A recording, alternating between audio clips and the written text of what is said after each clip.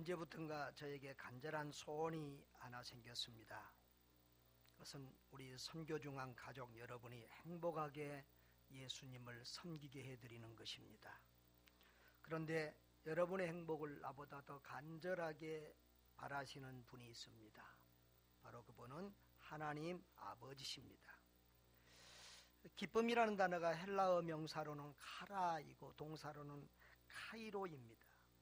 이 단어는 행복이라고도 번역될 수 있어서 어떤 성경은 이 기쁨이라는 말과 행복이라는 말이 이렇게 교차해서 사용되기도 한 것을 볼 수 있습니다. 예를 들면 시편 1편에 보면 복 있는 사람은 이렇게 하는 말이 있는데 이것도 행복한 사람은 이렇게 바꿔도 무방합니다. 팔복에서도 심령이 가난한 사람은 복이 있나니 했을 때 심령이 가난한 사람은 복이 있다 이렇게 해석을 해도 되는 것입니다. 윌리엄 모리스라는 학자는 기쁨을 뜻하는 카라와 같은 동의어가 신약 성경에만 총 326회에 등장한다고 말합니다. 또 거기서 파생된 파생회까지 찾으면 이 단어가 쓰인 횟수가 신약에 약 2000회나 된다고 말하니까 우리 성경에는 이 기쁨이라고 하는 단어, 행복이라고 하는 의미가 정말 많이도 널려 있다고 볼 수 있겠습니다. 아시시의 성자 프란시스는 슬픔일랑 마귀와 그의 자자들에게 넘겨주자 우리는 기뻐하고 즐거워할 수밖에 없지 않는가라고 했습니다. 캐리 토마스는 쾌락이라는 책에서 우리가 즐거우면 하나님도 즐거우시다. 하나님은 우리에게 겁을 주셔서라도 우리가 행복해지기를 원하신다 라고 했습니다. 또 불신자들은 인간은 하나님을 즐거워하도록 지음받은 존재인데 하나님을 몰라서 목마르고 많은 그리스도인들은 하나님과 그분이 주시는 생명을 누릴 줄 몰라서 목마르다라고 했습니다. 우리 선교중앙 가족 여러분들은 믿음 안에서 항상 기뻐하며 행복하게 사시기를 주의 이름으로 축복합니다. 자, 여기 오늘 우리 4절을 한번 읽어봅시다. 4절 다 같이요. 시작. 주 안에서 항상 기뻐하라. 내가 다시 말하노니 기뻐하라.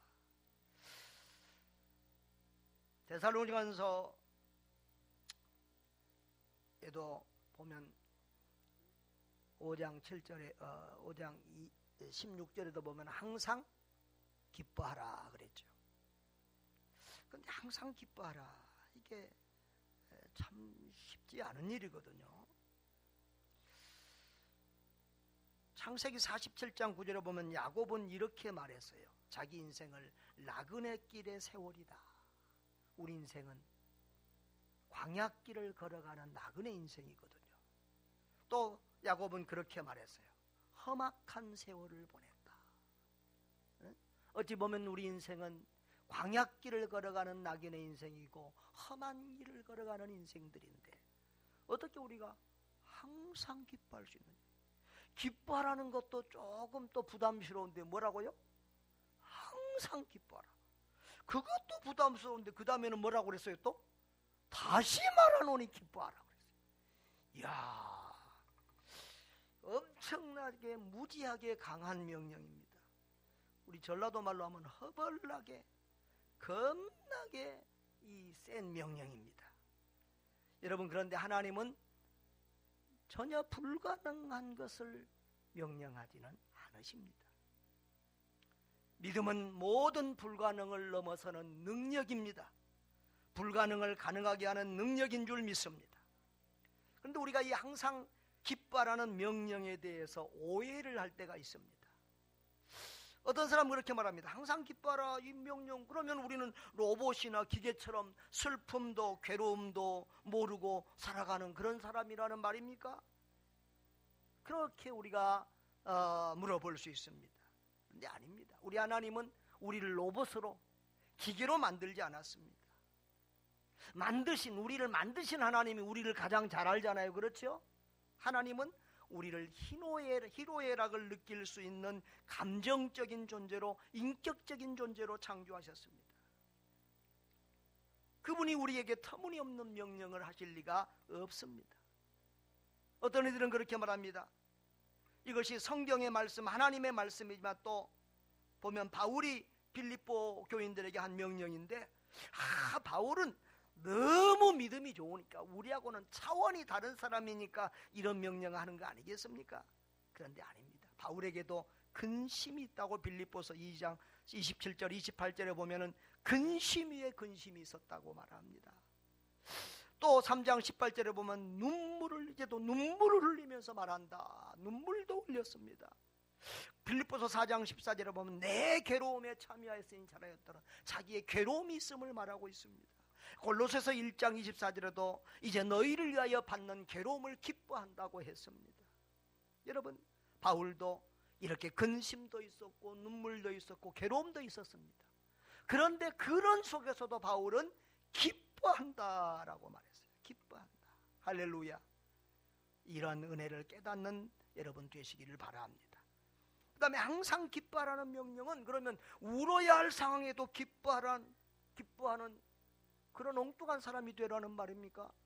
사람이 울 때는 울어야 되고 웃을 때는 웃어야 되잖아요. 아무 때나 웃으면 안 되잖아요. 장례식장까지 막 꼴꼴꼴 웃고 막 이러면 또 안 되잖아요. 남들은 슬퍼하는데 웃으면 안 되잖아요. 근데 그런 것을 원하는 것이 아닙니다.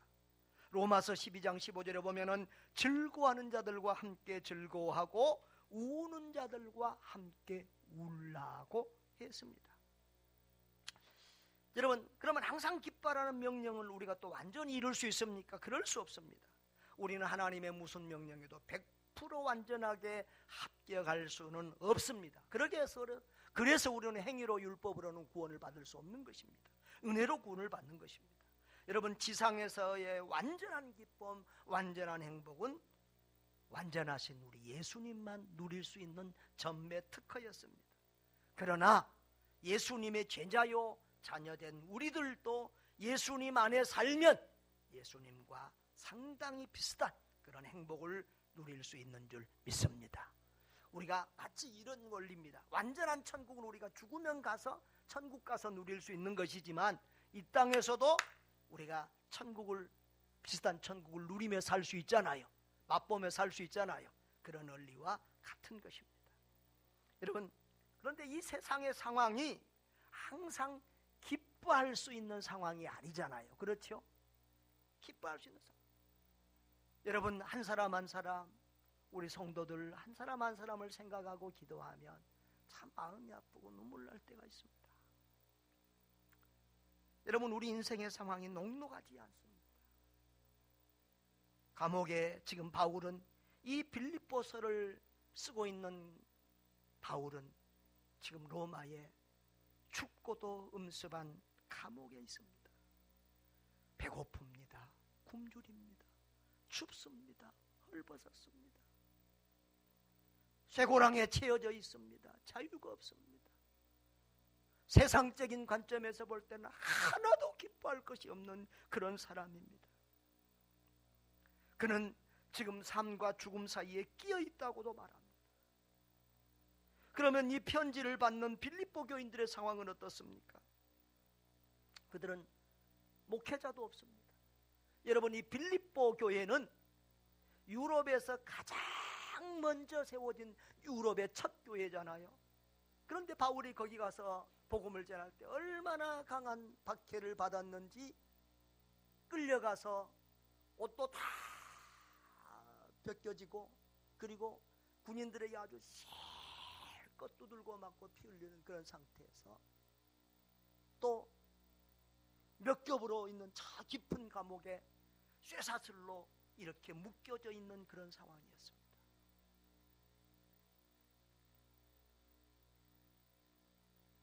그런데도 바울과 실라는 뭐 했다고 그러죠? 찬송하고 기도했더라. 우리가 알고 있는 내용입니다. 그게 바로 빌립보 교회 얘기입니다. 바울은 옥에서 풀려나긴 했지만 로마 군인들이 이곳을 떠나라고 그러니까 루디아의 집에 가서 몇몇 안 되는 성도들과 인사를 하고 빌립보를 떠나게 됩니다. 이제 갓 태어난 교회인데 목자도 없는, 목회자도 없는 그런 교회가 됐습니다. 그리고 그들은 또 어마어마한 핍박을 받습니다. 빌립보서 1장 28절에 보면은 대적하던 무슨 일이든지 대적하는 데들 때문에 두려워하지 않는 너희들이 되기를 원한다 그랬습니다. 또 내가 나에게 이런 박해와 고난과 영적 싸움이 있는 것처럼 너희들에게도 그런 영적 싸움이 있는 줄 안다 그랬습니다. 여러분, 이 초대교회 당시에 예수 믿는다고 하는 것은 감옥에 간다는 얘기와 직결되고 있고, 아주 예수 믿는 날부터 박해가 시작되고 감옥에 가고 또 때로는 죽기도 하고, 이것이 이 초대교회 성도들의 신앙의 환경이었습니다. 그들이 어떻게 항상 기뻐할 수 있겠습니까? 또 빌립보 교회는, 또 바울과 빌립보 교회는 하나의 근심이 더 있었습니다. 여러분, 바울이 저 로마의 감옥에 갇혀 있어 고생한다는 말을 듣고 이 빌립보 교인들과 바울은 정말 깊은 사랑의 관계였어요. 그러니까 보세요, 고린도 교회, 고린도서 같은 편지는요, 바울이 고린도 교인들에게 엄청나게 무섭게 책망을 하고 있는 것을 봐요. 그런데 이 빌립보서는 아주 바울과 빌립보 교인들 관계가 얼마나 따뜻한 그런 내용들이 오고 간지, 너희들 때문에 감사하다, 기쁘다, 너희들도 기뻐하라, 이런 기쁨이라는 말이 뭐 이렇게 수없이 기록이 되고 있는 것을 볼 수 있습니다. 그런데 이 바울이 감옥에 갇혀 있다는 말을 듣고 빌립보 교인들이 에바브라디도 집사님 편에 바울이 쓸 물건, 또 돈, 또 약품, 이런 것들을 사서 보냈어요. 그래서 거기서 그걸 전달만 하고 오는 것이 아니라 바울의 옥바라지를 시중을 들라고 보냈어요. 그런데 이 에바브라디도 집사님은 아주 사명감이 충만해가지고, 나는 혼자가 아니다, 나는 빌립보 교회를 대표해서 와서 바울 사도를 돕는 것이다. 여러분, 목사가 선교를 가도 내가 개인 자격으로 가는 것이 아니라 우리 교회를 대표해서 제가 가는 거잖아요. 에바브라디도 집사님은 그런 사명감을 가지고 목숨 걸고 죽을 똥살똥 바울 사도를 섬기고 돕은 거예요. 그러다가 덜컥 병이 걸렸는데, 병명은 안 써져 있는데 죽을 병에 걸렸다는 거예요. 그런데 그것 때문에 바울 사도도 근심을 하면서 걱정을 하고, 또 빌립보 교인들은 그 소식을 알고 또 너무 안타까워서, 아니 바울 사도님에게 가서 도움이 되라고 보냈는데 오히려 근심과 걱정만 안겨주고 있네, 그러면서 또 그것 때문에 걱정하고, 에바브라디도 집사님이 아픈 것 때문에 걱정하면서 기도하는 이런 상황이라고요. 여러분, 오늘 우리는 이런 환경보다는 더 좋은 환경에 살고 있지만 우리가 사는 이 세상도 녹록하지 않습니다. 근심거리, 걱정거리, 슬픈 일, 괴로운 일, 답답한 일들이 우겨 싸움을 당하고 있는 우리의 모습들입니다. 그런데 하나님은 그런 상황에서도 우리에게 기뻐하라고 말씀하고 있습니다. 바울은 그런 상황에서도 성도들에게 기뻐하라고 명령하고, 또 그런 상황에서도 바울은 기뻐하며 살고 있습니다. 할렐루야. 우리 그리스도인의 기쁨은 환경과 상황을 초월한 기쁨이어야 될 줄 믿습니다. 아멘. 옆에 분들하고 인사 한번 합시다. 기뻐하며 삽시다. 항상 기뻐합시다. 항상 기쁜 집사님 얼굴을 보고 싶습니다. 예, 그러면 어떻게 상황이나 환경에 관계없이 우리가 항상 기뻐할 수 있을까요? 여기 4절 앞에 보면 뭐라고 그랬어요? 4절 앞에 뭐라고 그랬어요? 주 안에서 항상 기뻐하라. 우리가 누리는 기쁨은 세상의 기쁨이 아니라 돈 생겨서 한 잔 마셔서 생기는 그런 기쁨이 아니라 주 안에서 누리는 기쁨인 줄 믿습니다. 여러분, 우리는 주 안에서만 항상 기뻐할 수 있습니다. 주 안에 살면 항상 기뻐할 수 있는 줄 믿습니다. 여러분, 빌립보서 4장 13절에도 내게 능력 주시는 자 안에서 내가 모든 것을 할 수 있느니라 그랬어요. 이 말은 불가능이 없다는 말이라, 자기 주 안에서 자기는 항상 감사하며 자족하며 살 수 있다는 말이에요. 여러분, 바울과 실라는 빌립보 감옥에서도 기뻐하며 찬송했습니다. 바울은 지금은 그 당시에는 빌립보 감옥에 있었고 지금은 로마의 감옥에 있습니다. 그런데 육적으로 볼 때는 로마의 감옥 안에 있는데 영적으로 볼 때는 지금 주님 안에 있습니다. 할렐루야. 그렇기 때문에 바울은 그곳에서도 기뻐하며 즐거워하며 행복할 수 있었던 것입니다. 여러분, 주 안에서 주님과 더불어 주와 하나 되는 친밀한 교제의 삶을 살면 우리는 주님이 주시는 기쁨을 누리며 살 수 있는 줄 믿습니다. 그래서 이 옥중서신, 에베소서, 빌립보서, 골로새서 이런 옥중서신들을 보면 주 안에 엔 그리스도라는 말이 굉장히 자주 반복돼요. 바울이 감옥 안에 있지만 자기는 어디에 있다고 느끼고 사는 거예요? 주 안에 있다. 감옥 안에 있는 것이 아니라 주 안에서 주님과 더 친밀한 교제를 나누고 살기 때문에 오히려 밖에서 바쁠 때보다 오히려 더 기쁘고 행복한 삶을 지금 누리고 있는 거예요. 할렐루야. 옥타비우스 윈슬로인 목사는 이렇게 말했습니다. 하나님의 자녀는 기쁜 사람일 수밖에 없다. 그는 죄를 용서받고 영원히 의롭다 하심을 얻어 하나님의 자녀가 되었다. 이제 그의 시련은 복이고 싸움은 승리이며 죽음은 곧 영생이다. 그의 미래는 모든 지각과 상상과 말을 초월하는 끝없는 복의 천국이다. 이런 하나님과 이런 구주와 이런 소망을 얻었으니 기쁜 사람이 아닌가. 그리스도인 우리는 기뻐해야 마땅하지 않는가라고 했습니다. 할렐루야.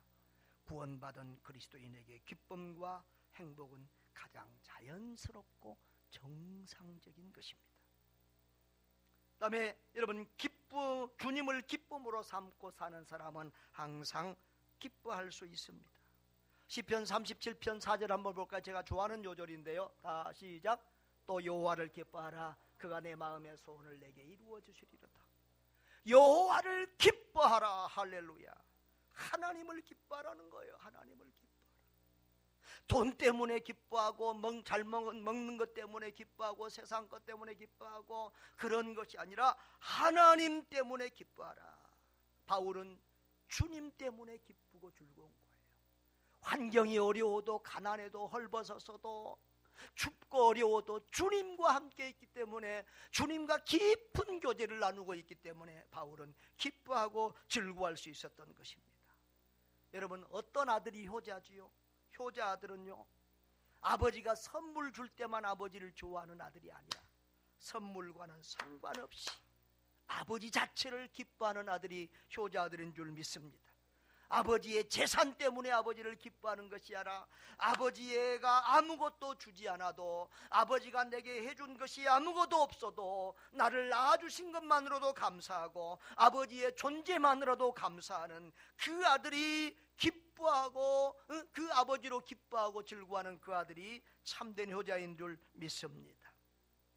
그리스도인은 돈이나 세상 부귀영화나 세상적 성공을 진정한 기쁨으로 생각하지 않습니다. 하나님 아버지, 하나님 자신이 우리의 모든 것이고 기쁨이 되십니다.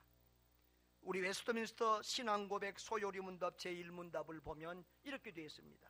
인간의 최고의 목적은 무엇입니까? 여러분이 다 한번 답해 보세요. 하나님을 영화롭게 하며 영원토록 하나님을 즐거워하는 것입니다. 우리 인간의 최고의 목적은 무엇이냐? 하나님을 기쁘시게 하는 건데, 그러면 하나님이 어떻게 기뻐하느냐? 뒤쪽을 먼저 보시면 하나님을 즐거워할 때 하나님이 영화롭게 하나님의 영광이 나타나고 하나님이 기뻐하시는 것입니다. 그래서 많은 학자들은 하나님을 즐거워하는 것이 하나님을 가장 기쁘게 하는 것이다, 이렇게 이것을 번역하고 적용을 합니다. 여러분, 하나님을 즐거워하시기를 바랍니다. 하나님을 기뻐하시기를 바랍니다. 하나님 때문에 행복하시기를 바랍니다. 구원받은 그리스도인은 그것만으로도 기뻐해야 합니다. 하나님의 자녀가 되어 하나님을 아버지라고 부르는 이 영광, 어디에 이런 영광이 있습니까? 우리는 그것만으로도 황홀해하며 기뻐해야 합니다. 저는 금주에도 여러 가지 찬양을 부르면서 은혜 가운데 살았습니다. 근데 그 중에 하나가 은혜 아니면 살아갈 수가 없네요. 우리 아까 예배 전에 찬양했죠. 은혜 아니면 살아갈 수가 없네. 호흡마저도 다 주의 것이니 세상 평안과 위로 내게 없어도 예수, 오직 예수뿐이네. 아멘. 여러분, 인생을 돌아보면 볼수록 지나온 모든 순간순간들이 오직 하나님의 은혜임을 고백하지 않을 수 없습니다. 은혜 아니면 살아갈 수 없습니다. 할렐루야. 늘 감사, 기쁨이 넘치는 저와 여러분 되기를 바랍니다. 그다음에 자족의 비밀을 아는 사람은 항상 기뻐할 수 있습니다.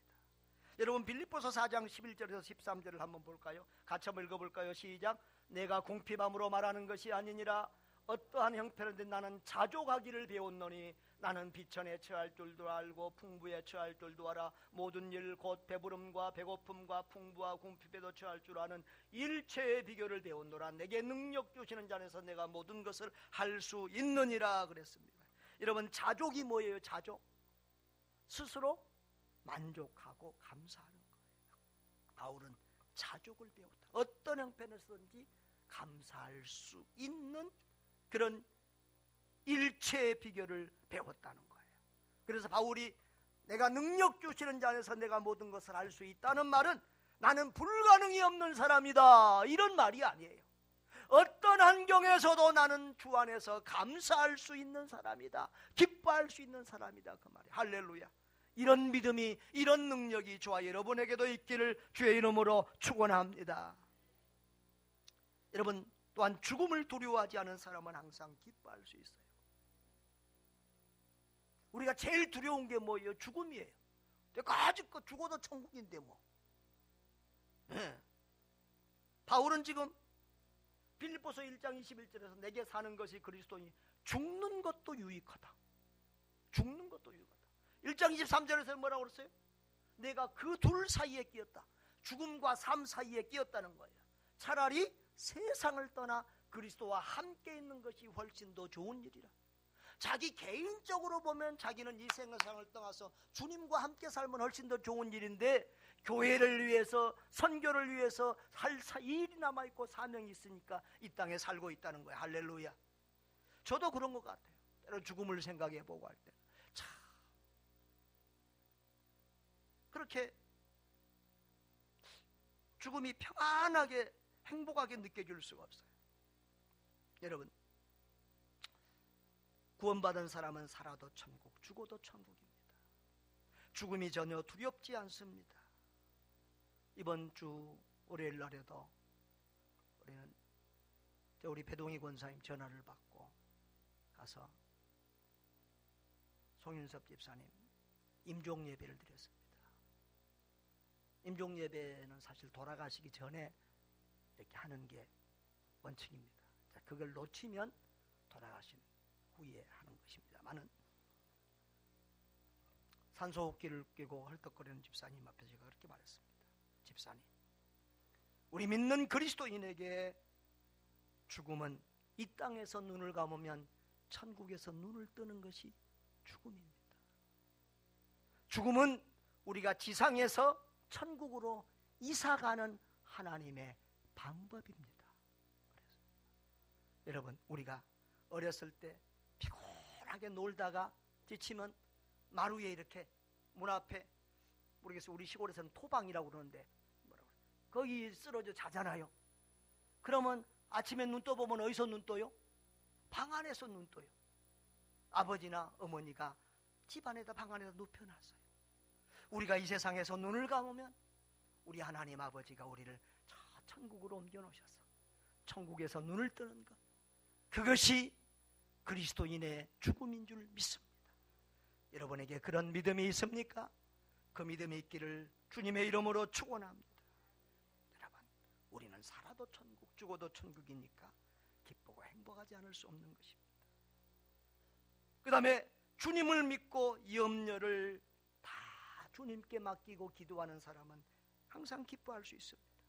우리 6절 7절 다 같이 한번 읽어볼까요? 시작. 아무것도 염려하지 말고 다만 모든 일에 기도와 간구로 너희 구할 것을 감사함으로 하나님께 아뢰라. 그리하면 모든 지각에 뛰어난 하나님의 평강인 그리스도 예수 안에서 너희 마음과 생각을 지키시리라. 아멘. 여러분, 염려와 걱정을 주님께 다 맡기는 거예요. 왜?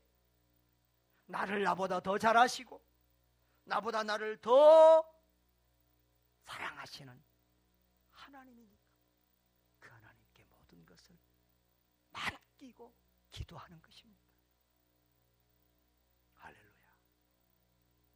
얼마 전에 제가 이렇게 새벽에 기도하는데 제가 아들들 결혼 문제를 가지고 기도합니다.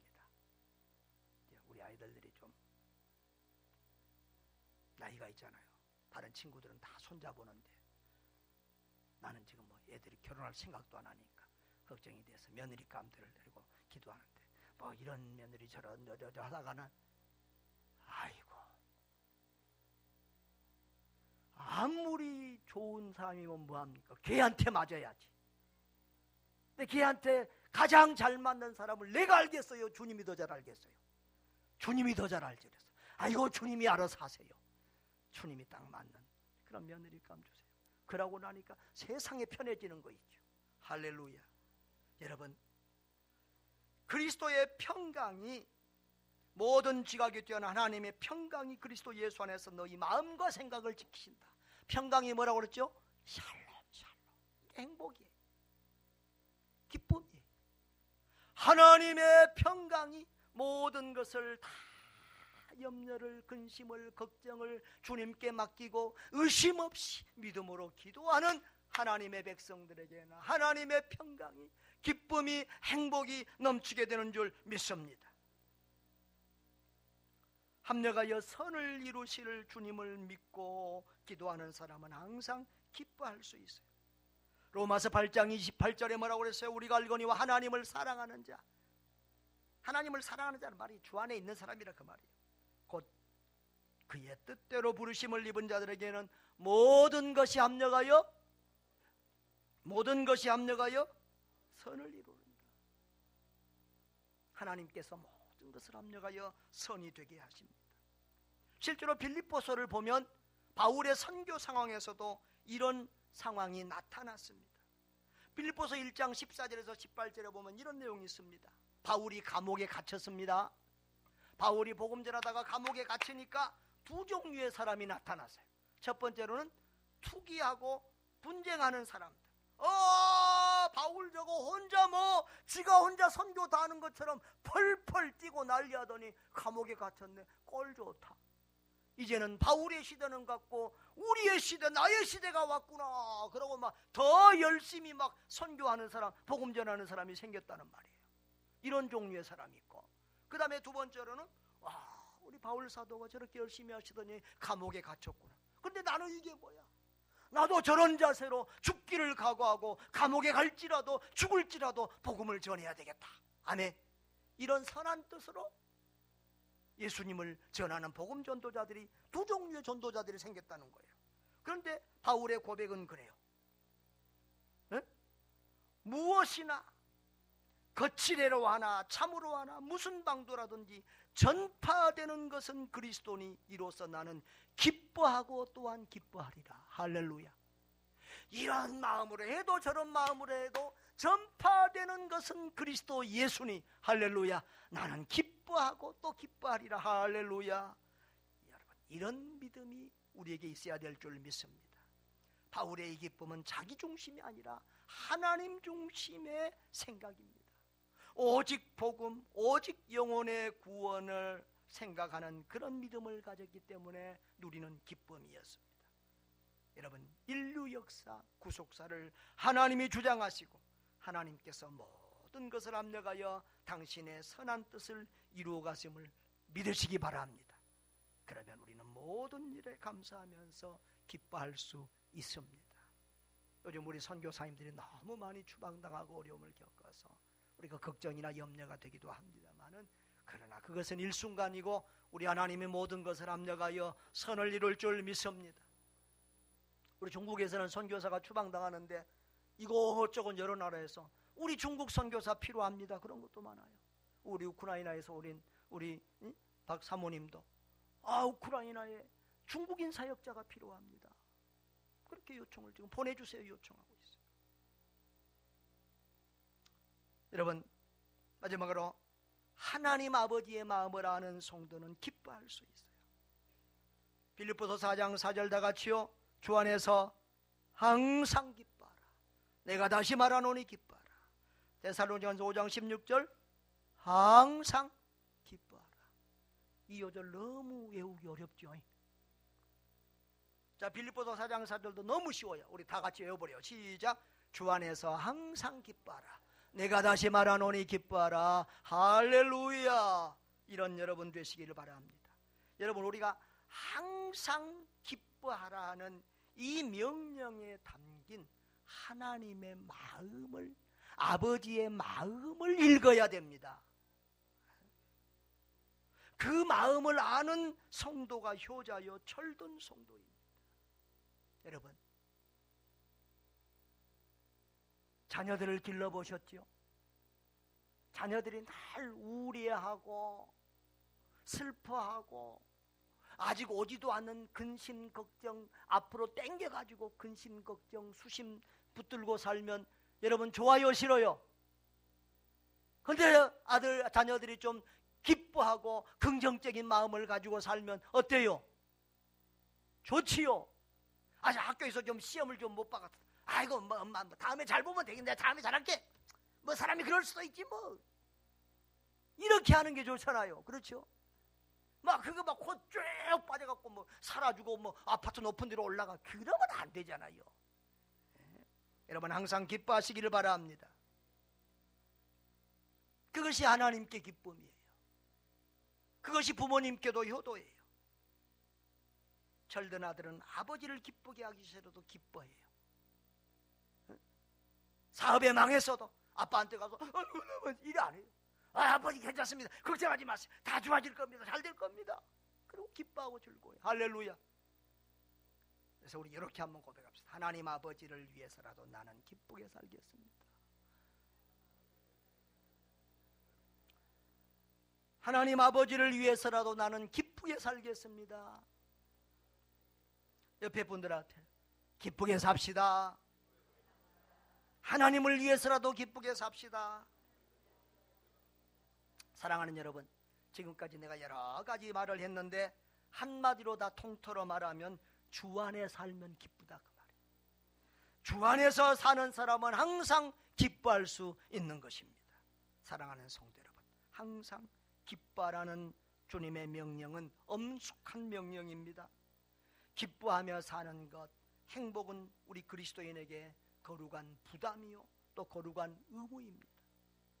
행복이라는 책을 쓴 랜디 알콘이라는 학자는 행복은 거룩만큼이나 추구해야 할 신앙적 가치이다라고 했습니다. 우리 유기성 목사님은 행복은 그리스도인에게 거룩한 의무이다라고 말하더라고요. 구원받은 우리는 그것만으로도 항상 기뻐할 수 있습니다. 살아도 천국, 죽어도 천국이니까 기뻐할 수 있잖아요. 내가 하나님의 자녀가 돼서 감히 하나님을 아버지라고 부를 수 있는 이 특권과 영광을 얻었는데 하나님이 내 아버지인데 무슨 걱정, 무슨 염려를 하겠습니까? 기뻐하며 살아야 됩니다.